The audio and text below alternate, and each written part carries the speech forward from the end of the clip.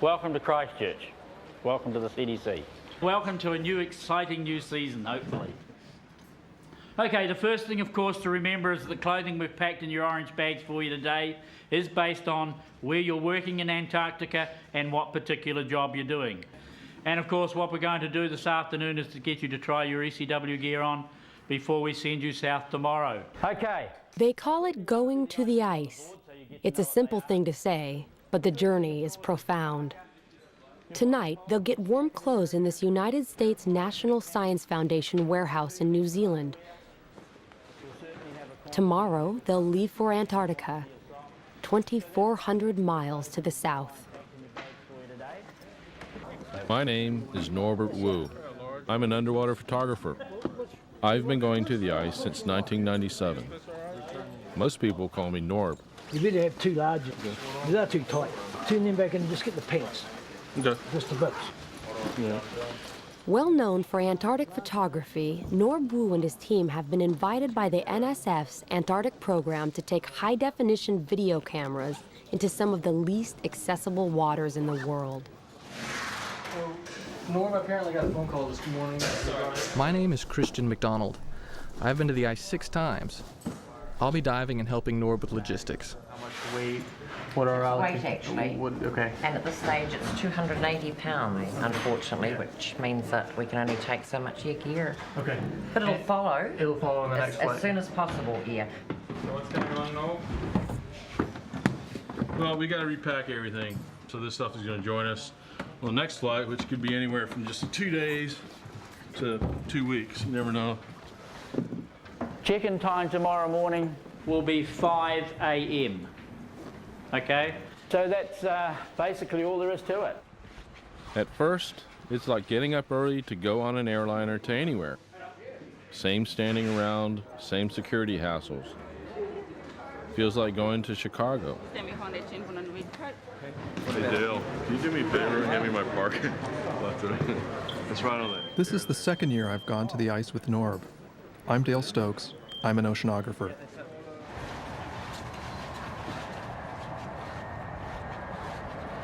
This is no airliner. This is not a trip to Chicago. It's so noisy in here you can't talk. You can barely move. It will be an extremely uncomfortable 5-hour journey. About all anyone can do is think about the ice.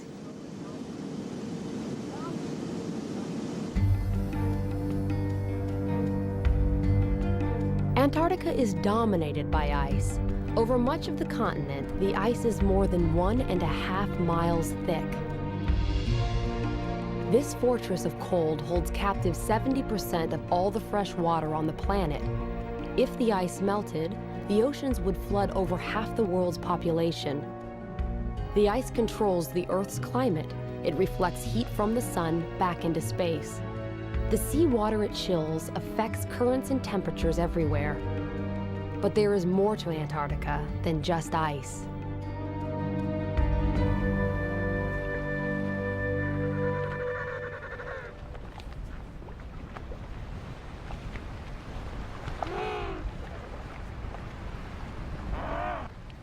On the surface, Antarctica seems bleak with its endless cold and its flightless, awkward birds. But that's only on the surface. Norb, Christian, and Dale are going to the ice to get under it.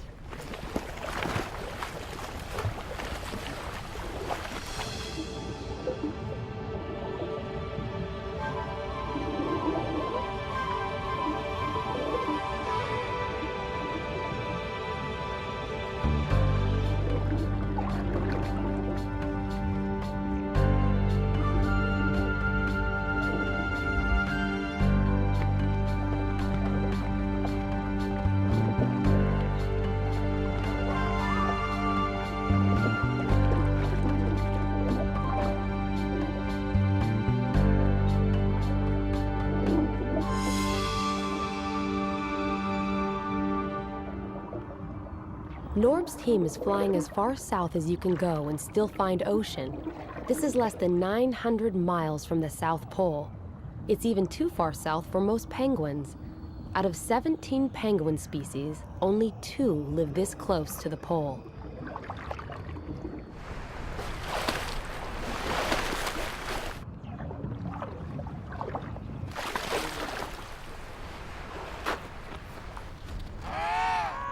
The big ones are emperors. The small one is an Adelie. The penguins only look awkward on the surface. They are completely at home. 5 hours after takeoff, the plane lands on the frozen sea near McMurdo Station, a United States research base. For the passengers, those 5 hours have transformed their world.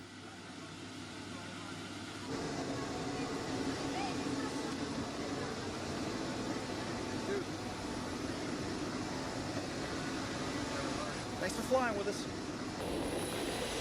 It's like getting out on another planet. I'm always impressed with the purity and the vastness of the ice.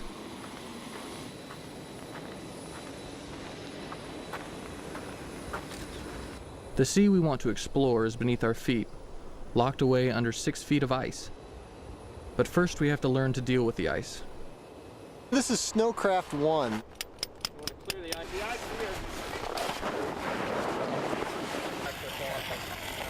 This is the basic snow survival course that all field parties have to attend in order to get permitted to head out into the field. The height of the winter, as the sea ice is growing, the continent roughly doubles in size. So in a normal year, you'll pretty much see a lot of little cracks in the sea ice out here. What we're going to do here is we're just going to break out our drills and just find out how thick the ice is here. Whenever you're going to drill, and drilling is considering the potential hazards out here, that's the way you find out whether the ice you're on is safe or not. It's known as Snowcraft 1, also collectively known as Happy Camper School, and sometimes known as Survival School. And I guess a lot of that depends on the weather and the disposition of the folks involved. But today it is definitely Happy Camper School. Well, this is a couch. See? This is a party couch. I think I'll turn this into like a little drink rest or a coffee table. Cool. Okay, high winds coming in from the south. You're going to have to hold on to everything you've got. You can't just take the contents of your tents and dump it onto the ground, because otherwise it's just going to blow away. And for God's sakes, you don't take the thing and try and blow into it. You're going to wind up in medical.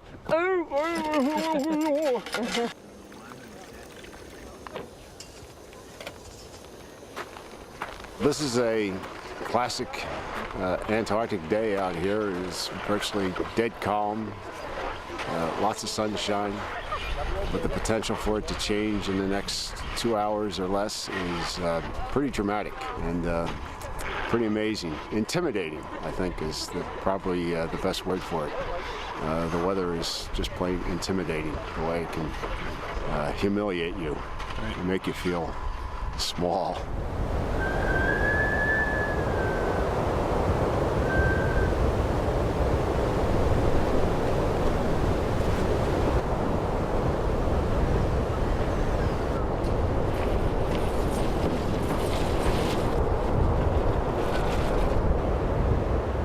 It's mid-October, springtime at McMurdo Station.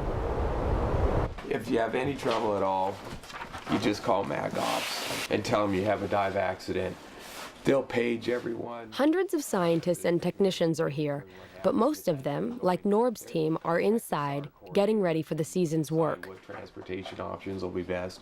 If you're diving locally here, the best transportation is going to be your Sprite. Rob Robbins is McMurdo's diving coordinator. He'll often dive with the team. Have a helicopter launch from here, go up there and pick you up, so. People call this place Mactown. It's a frontier outpost, a modern version of an old mining town. When the weather breaks, everyone scrambles to get out in the field. They're all chasing the most elusive kind of gold, knowledge. This year, the National Science Foundation will support 127 major research projects.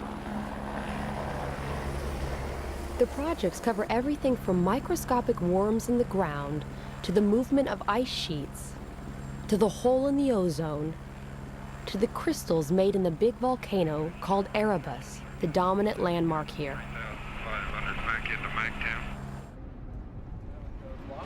For Norb, Christian, and Dale, gathering equipment and scheduling trips into the field seems to occupy all the daylight hours. And it's daylight all the time. So what we may want to do is fly up here, see if you like anything. We can land anywhere down there, take the door off, right, and do it again. Okay. And just pull it off. We'll put a rock on the door and leave it. All this work is dwarfed by Antarctica. It's the only place on Earth that still has huge areas which have never seen the track of a human being.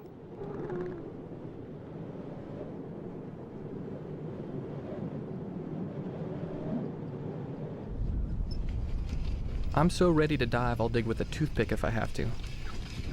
But we still have to plan things out with Rob. Okay, some of the Sprite accessible dive sites around here, there's a lot of good diving. At Cape Armitage, it's fairly shallow. There's a shoal there. There's a lot of anchor ice. It's really pretty spectacular. Little Razorback, which is maybe an hour away or so, a lot of big pressure ridges there, so that's a good spot. Are we going to be able to cross them? You think the travel's going to be bad? The travel, I think, is going to be pretty good. There are some cracks. You're going to want to be careful, but it's fairly safe out there. I'd really like to film an iceberg underwater. I mean, that's kind of this thing, you know. There's an iceberg grounded up at Cape Barn, which could be spectacular, but it looks like it's quite a ways offshore. We'll have to see what it pans out to be. This ice is 6 feet thick.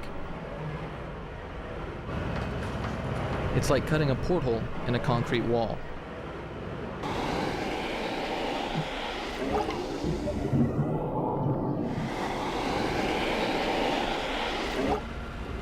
But we can't just go jump in the hole.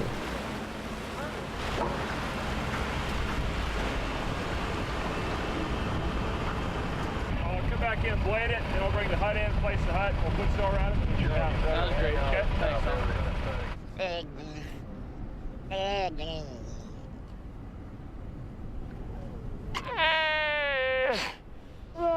Waddell seals are at home on the ice. They live far from open water and use cracks and holes to get in and out of the water and to breathe. In October and November, the seals haul themselves out on the ice to give birth and raise pups.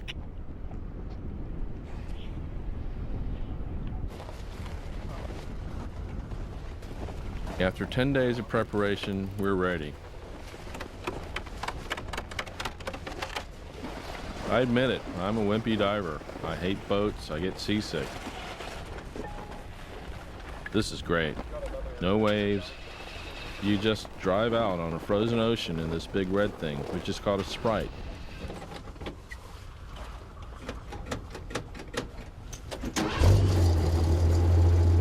A Sprite is fun for about the first 5 minutes.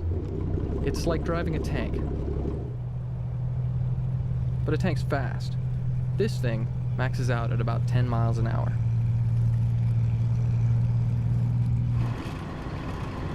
After 5 minutes, it's sheer unadulterated hell.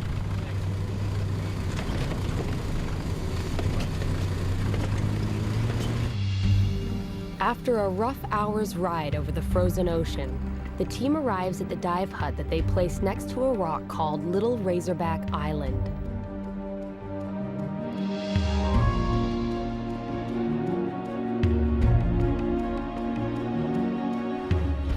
Dale will be first into the water. 3 layers of underwear and a dry suit. It still doesn't really keep you warm. But for me, it's worth it. There's no diving like this anywhere else in the world. The only thing exposed to the water is your lips. At first, they burn, but then they get completely numb, and it's okay.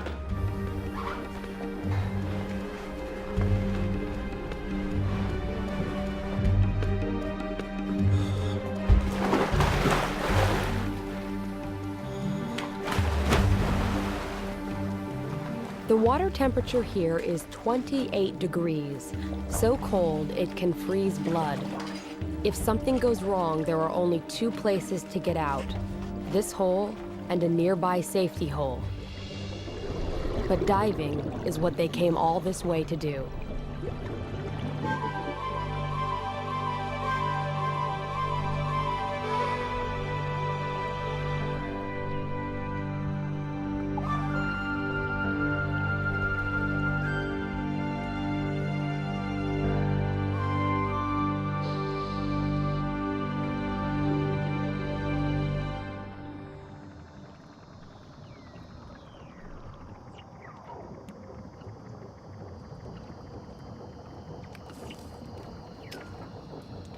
The crystals on the bottom are called anchor ice. In shallow places like this, ice forms on almost anything the water touches, so it grows in kind of an ice garden.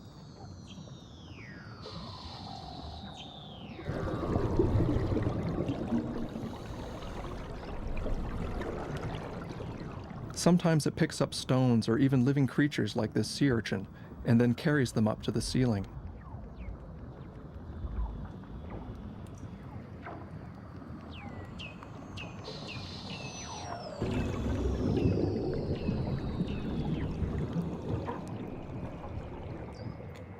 To me, these noises sound like alien radio signals in science fiction movies.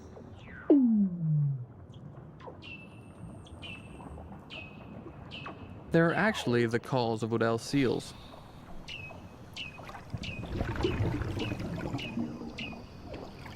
The seals will go anywhere they could find a hole for air.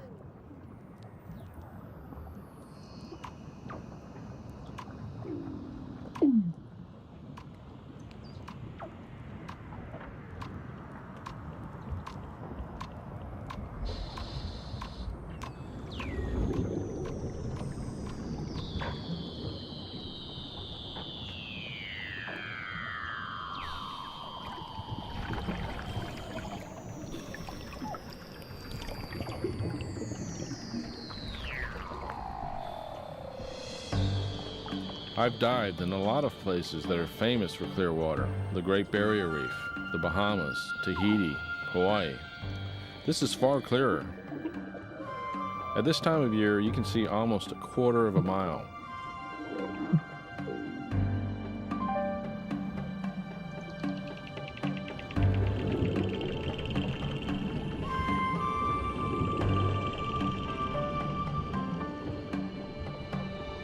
These strange things are called brine channels. Up on the surface, salt is concentrated in the frozen sea ice and makes brine, which is so salty that it stays liquid even when the surface ice cools it to extremely low temperatures. When this cold brine flows downward, it freezes the less salty seawater around it, making these tubes.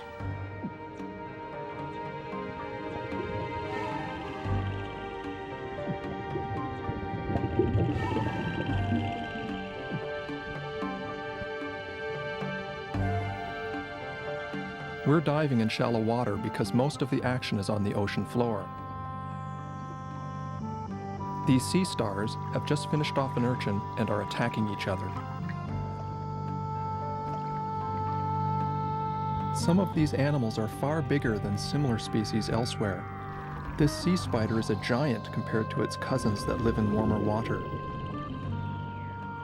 Isolation helps these animals evolve differently, and their slow metabolism in the cold lets them grow older and bigger.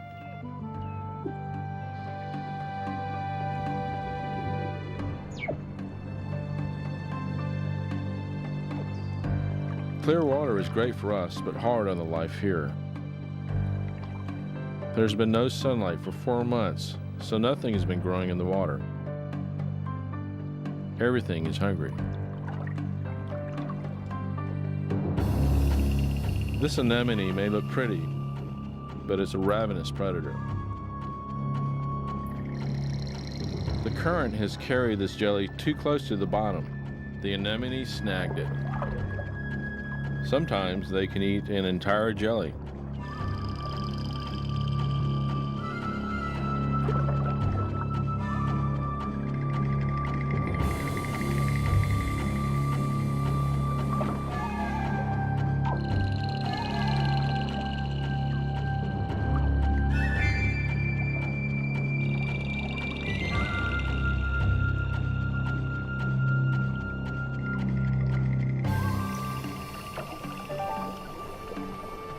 After about 40 minutes, you start to really get cold. It's time to get back to that warm hut. Under the ice, you have no clue what the weather's been doing, but this is Antarctica. It's sure to be different.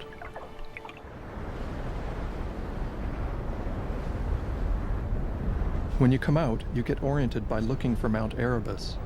There it is, smoking away in the distance. Underwater, the body fights off cold by burning calories like a furnace. Cool, baby. Everyone is physically exhausted. Ceiling, very, very cool. But the whole balloon sensation is from dropping down out of the second tunnel and then looking up into the blue room. That's pretty vicious. That's the sensation right there. But other than being tired, they're exhilarated. I think it must be because you're coming out of that dark part, right? Yeah, exactly. Because otherwise, it'd just be like any. But It's kind of spooky. Long way from roll. It's kind of fun.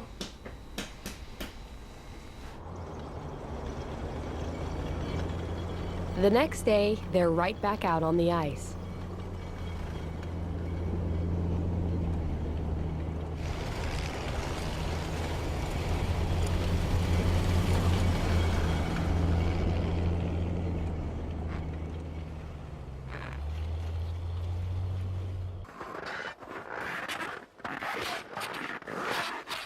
The team comes upon a hump in the snow that could be a lot more dangerous than it looks.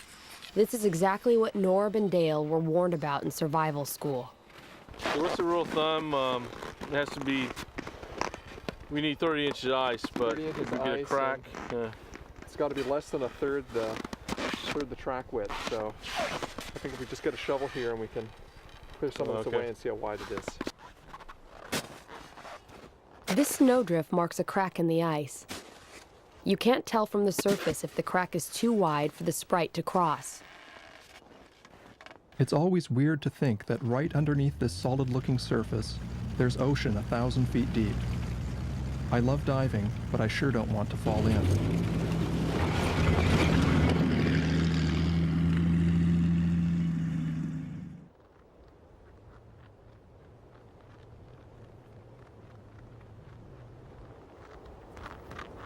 The penguins know how to get around better than the team. In fact, research has shown that their funny waddle is actually very efficient.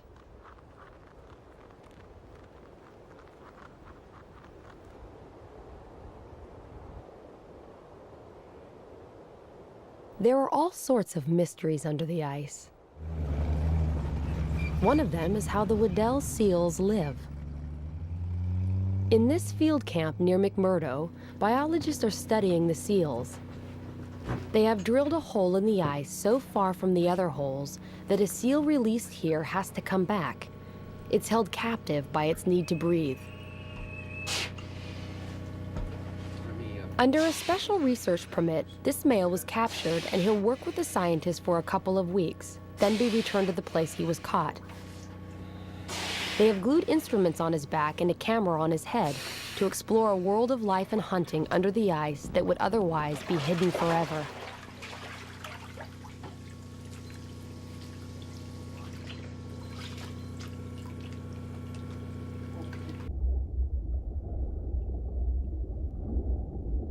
An observation chamber has been built under the ice near the hole. One of the science team is there to watch the seal's behavior.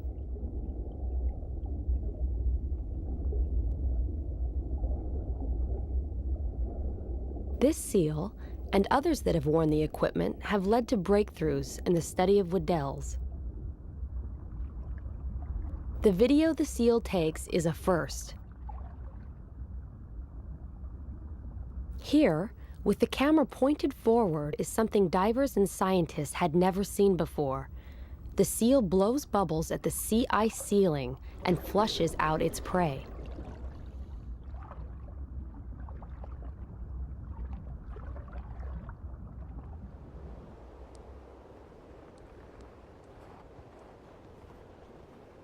The ice is too thin for vehicles near Turtle Rock, which is the best place to see seals underwater. The team must hike with tanks, cameras, weight belts, and all.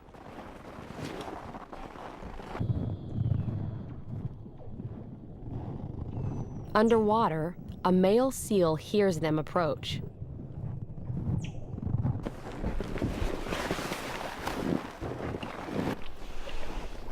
He checks them out, but he has other things on his mind. There is a female in the neighborhood.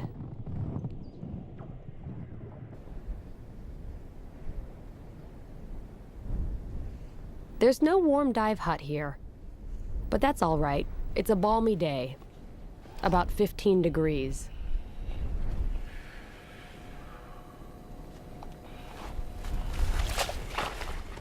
Since the big drill can't get here, the team has to dive through a seal hole. The water's constantly refreezing, but keeping the hole open is one thing the divers can do more easily than the seals. Seals have to use their teeth.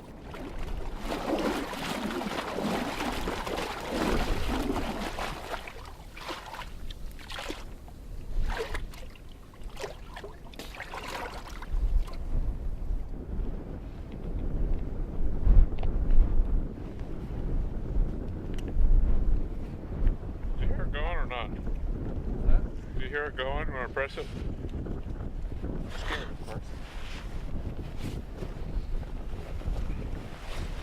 Making a lot of noise though. I got this other one anyway. Mike, let's try The details get you every time. I've had trouble with this hose before, so I want to be real sure it's working.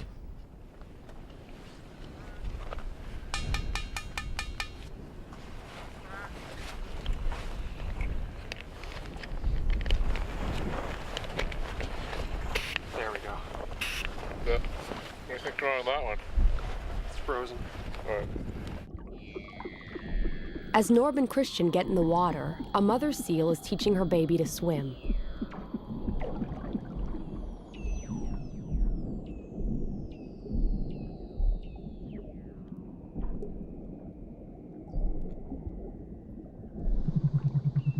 But she has other concerns too. Females, once they've given birth, are often ready to breed, and this female knows that the male is around.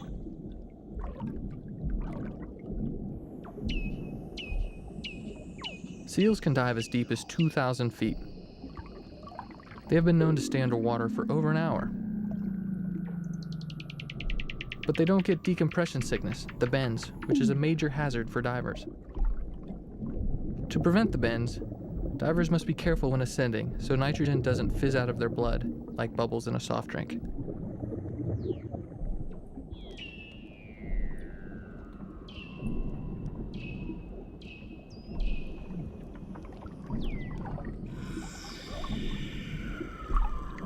As we watch, a male shows up to chase the female.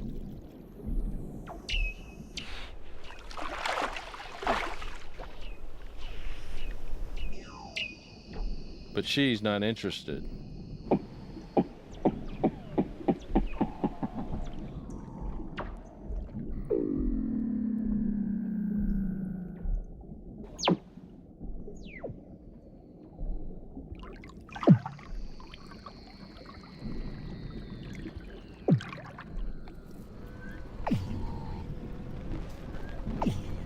The males sometimes fight each other at breathing holes, so we try to use holes that aren't occupied.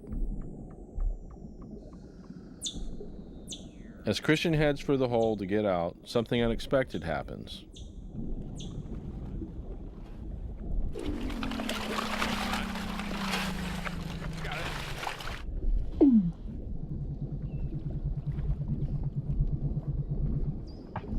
Oh!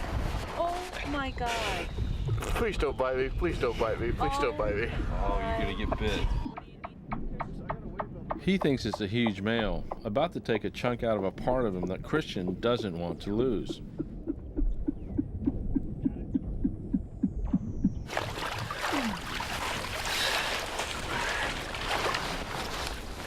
Like, whoa, somebody's goosing me.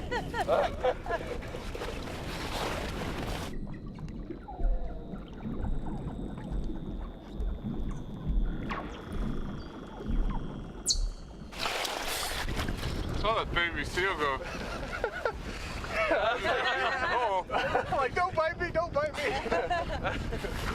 That mom didn't care at all, man.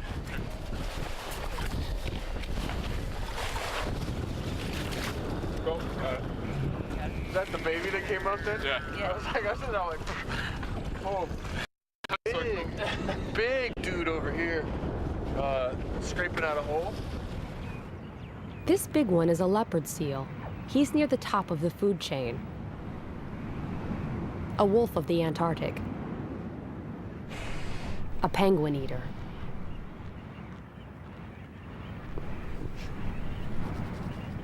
But out on the surface, he's about as agile as a slug, so the penguin is safe. For now.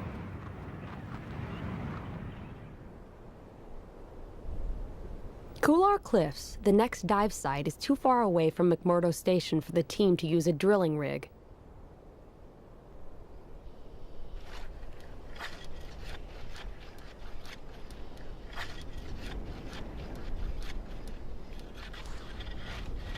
But Christian, Rob, and Dale use just about every portable tool known to man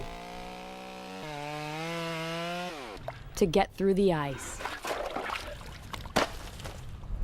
Sorry. We have holes.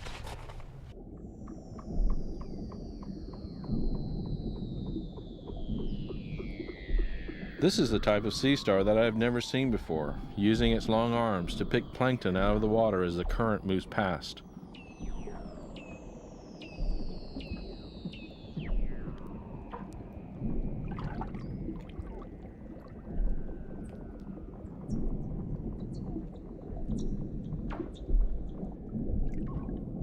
This crinoid, a relative of sea stars, is sort of fly casting for plankton.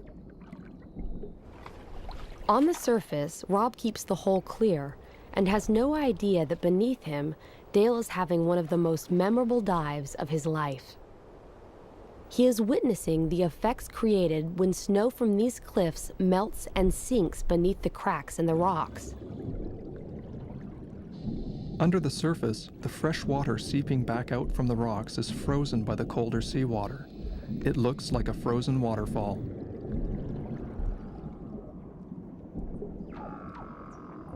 The sunshine has been feeding energy to algae, which is turning green and golden. Soon the algae will bloom in the water and end our season by ruining the visibility. But for now, it's just plain beautiful.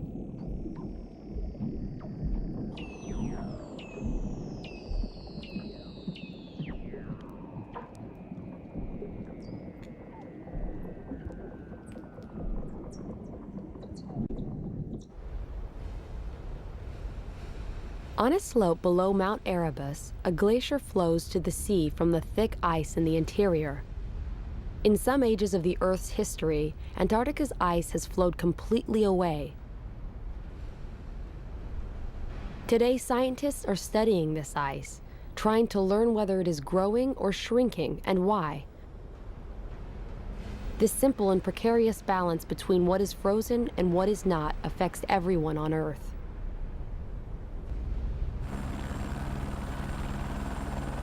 Norb's team has put a hut right where the glacier meets both rock and the sea.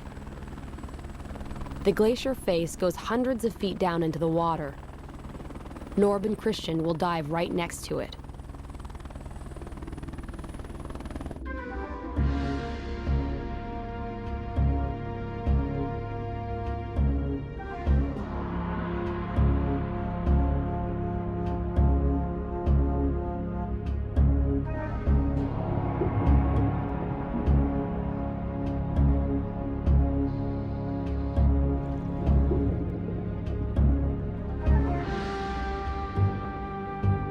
This is a spooky place. When you swim close to this, you can't really tell where the water ends and the ice begins. It gives you kind of an ominous feeling.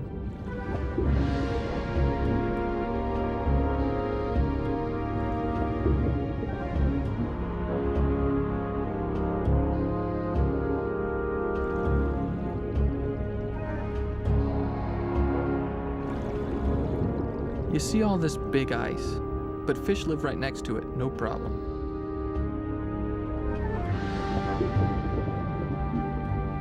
They make their own antifreeze in their pale blood. The ice isn't ominous to them, it's home.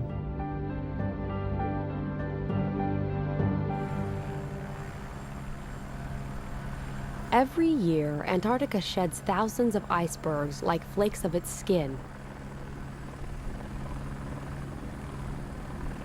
Everyone knows that icebergs hide most of their mass underwater, which is why the team wants to shoot near one.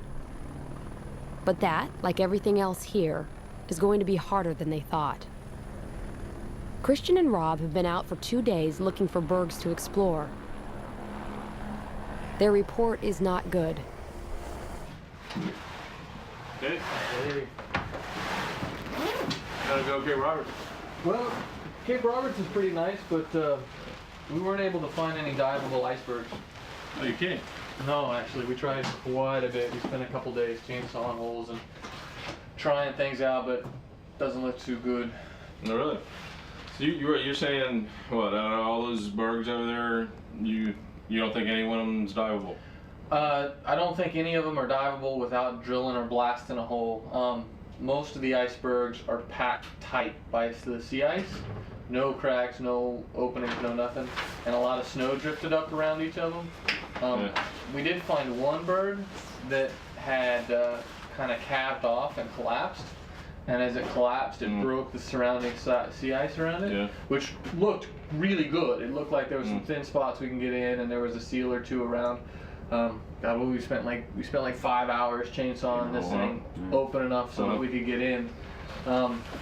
Turns out, not only was it really dark and murky and kind of freaky, but when it looked as if when the iceberg calved and it broke all the sea ice around it, it pushed all that broken sea ice underneath the surrounding sea ice.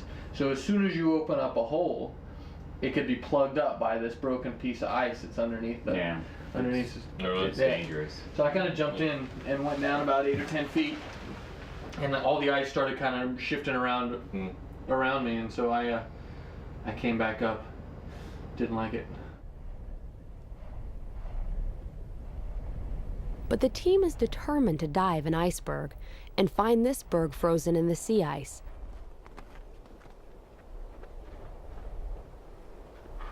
The berg appears to be in very deep water, not the most interesting diving. But at least there's a seal hole to dive through, and what they discover is a complete surprise.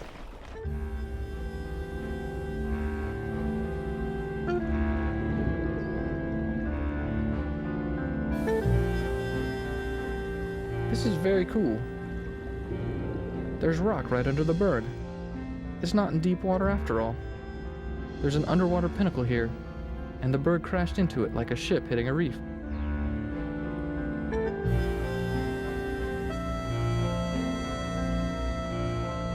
But a ship would be here for centuries.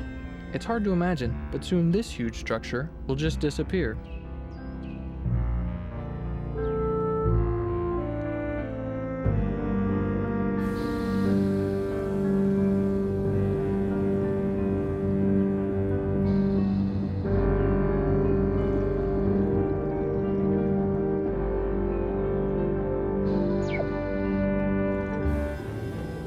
Bergs play a huge role in the Antarctic ecosystem. They crash into the bottom often, clearing big swaths on the seafloor for new life to colonize. Some scientists think this constant churning of the bottom is one of the reasons that life down here is so diverse.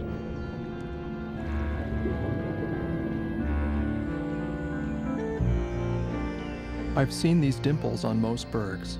They may be caused by the way the ice is eroded by currents swirling against it.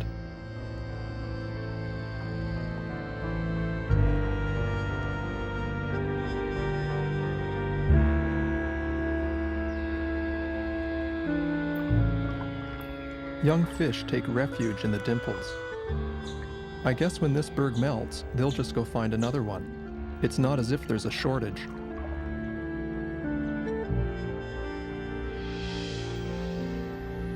This is a desmodina, the same kind of jelly that was nailed by the anemone. It's riding higher in the current though, fishing with 40-foot long tentacles.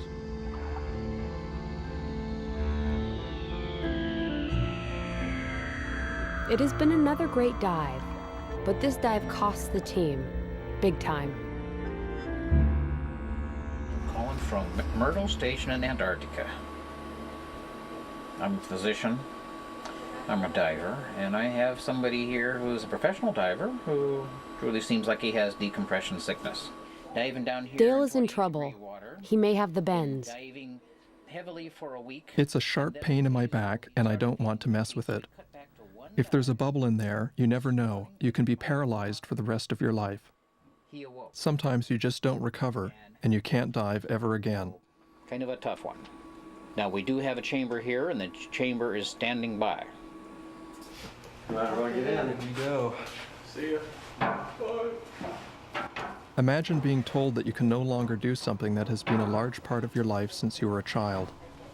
30 seconds for a descent to 60 feet. Dale has been placed in a hyperbaric chamber, an enclosure in which air pressure is first gradually increased and then gradually decreased. This shrinks the nitrogen bubbles in Dale's tissues and allows the extra nitrogen gas to safely diffuse out of his body. I feel selfish for being depressed about losing what some may consider to be a hazardous job. Most of all, I'll miss being underwater, under the ice.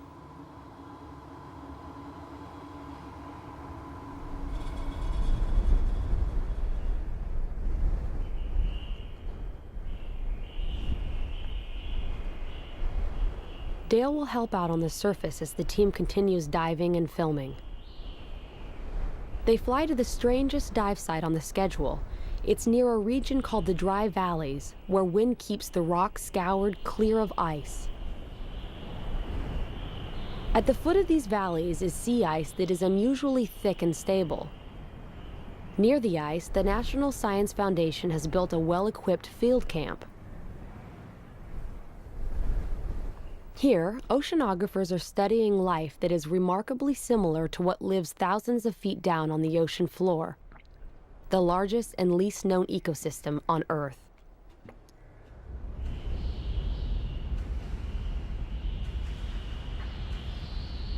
But the depth here is only 90 feet. It's the ice, so thick it never breaks up, that makes this shallow world as dark and cold as the bed of the deep sea.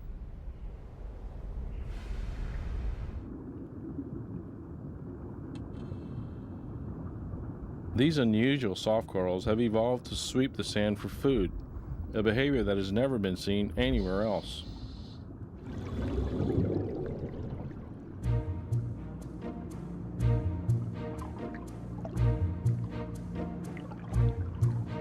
Among scallops, these brittle stars fight each other like stick warriors. The red ones eat the white ones, if they can catch them.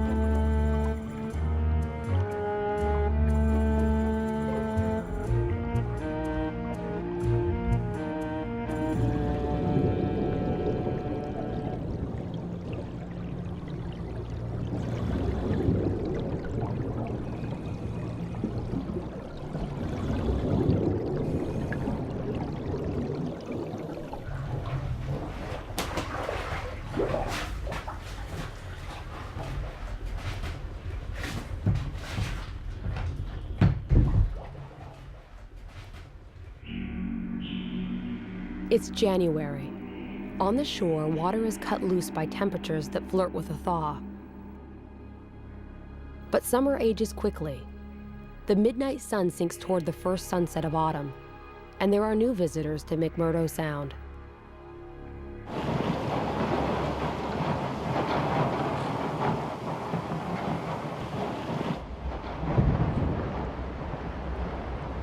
The U.S. Coast Guard icebreaker, Polar Star, arrives to cut a passage for a freighter to bring in supplies to Mactown. In the strips of open water behind the icebreaker, minke whales appear. They're feeding on plankton that has bloomed in the water under the ice in the constant daylight. Minkies, among the most common whales in the world, are still hunted in Antarctic waters.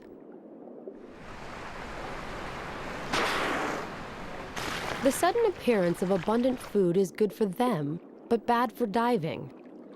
The great visibility is gone, so Norb's time here is almost over.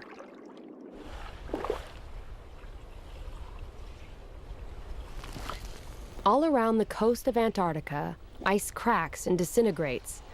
The expanse of sea ice has shrunk from its maximum of 7 million square miles to its minimum of only about 1 million. There are other visitors out there, but they're more elusive. For days, the team searches outside McMurdo, looking for the orcas that often haunt the ice edge. But day after day, the patches of water are empty. Then, in one breath, everything changes. The ice of the whole bay seems to be breaking up in front of our eyes, opening into long strips of water that are called leads.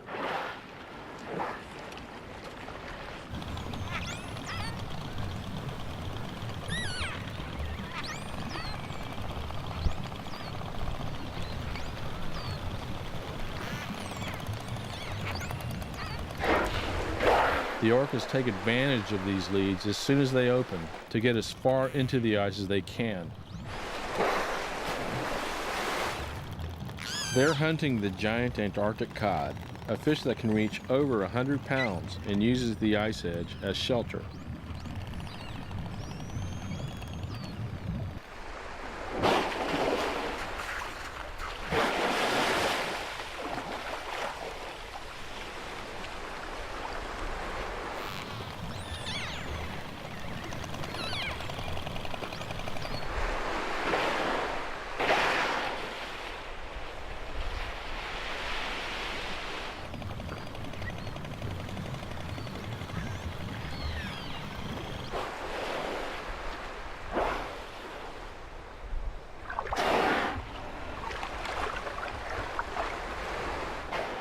Everyone thinks that orcas eat penguins.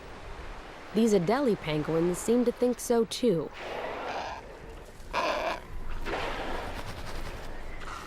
But scientists haven't actually seen a penguin eaten here, so they don't know for sure that it happens.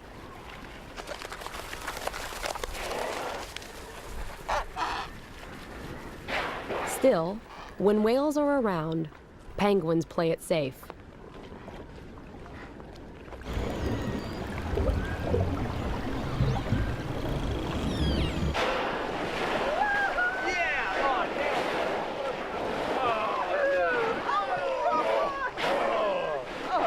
Dude, this is ridiculous. There's like 20 whales right there.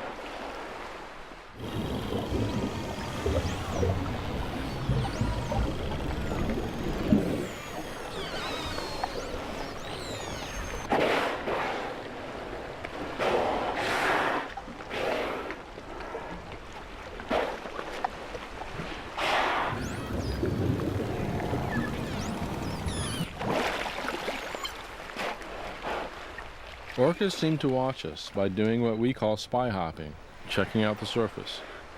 They may also spy hop to look for new leads or to navigate back to open water.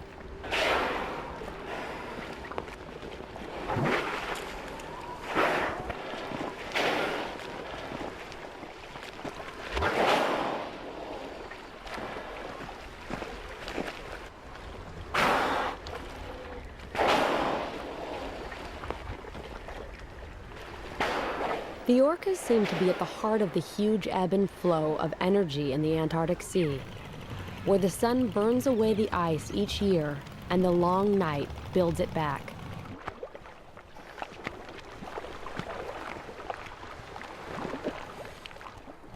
On our last day, Rob is filming me with his digital camera. And suddenly, something happens that reminds me that for all our study, we still know very little about life under the ice. The whale checks me out, then sends some kind of message, but I have no idea what it means.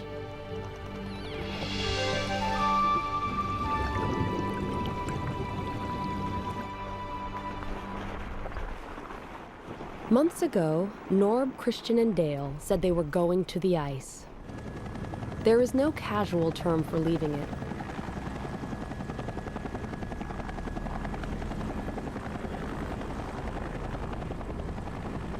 They have looked in the face of glaciers and at the roots of icebergs. They have glimpsed the life that has turned this hostile place into a home. But it's tough being on the ice, and at the end of all this work and cold, the team is happy to be heading home. Antarctica is the one continent where humans may forever be strangers. But we have looked past the big white shield and have seen the beauty and mystery that the ice tries to hide.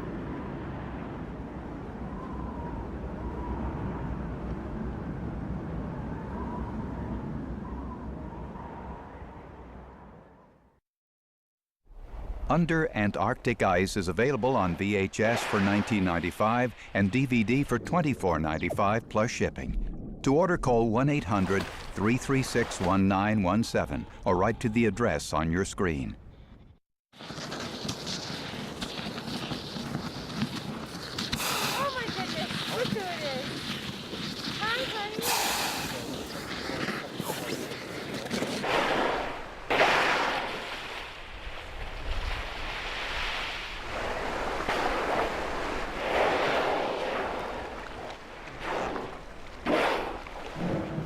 Here's good footage. Yeah.